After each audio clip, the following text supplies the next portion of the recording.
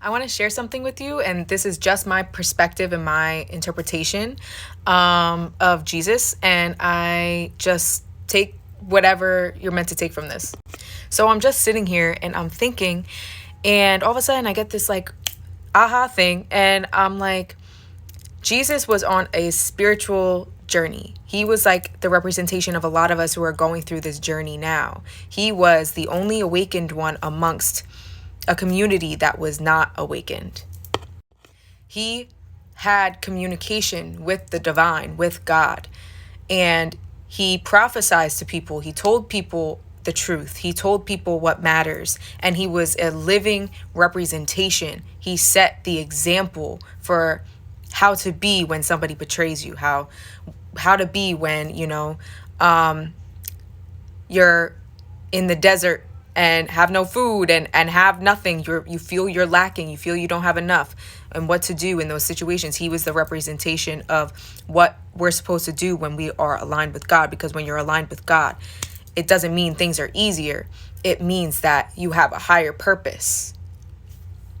And that higher purpose being to share your truth no matter how people respond to it. So at the end of the day, he was crucified, right? Everybody in the community turned against him. And in doing so, yes, his physical body died. But his prophecies and what he taught and the example that he set lives on even today.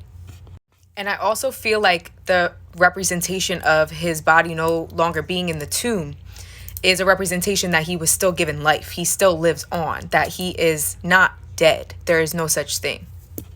And I think what is getting lost today in regards to this representation is that people who are quote unquote religious, and this is not everybody who's religious, but some people who are religious feel the need to use the word, use specifics from the Bible against people.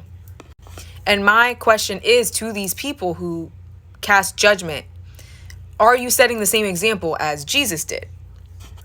There are so many people today who are walking the same path that Jesus did.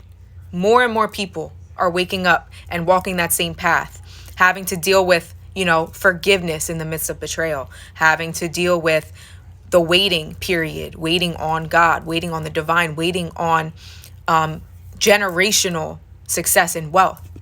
And the main thing is share your truth, share your authenticity, share your originality, create from your heart. Because no matter how many people it affects, you're leaving your energetic signature just like Jesus.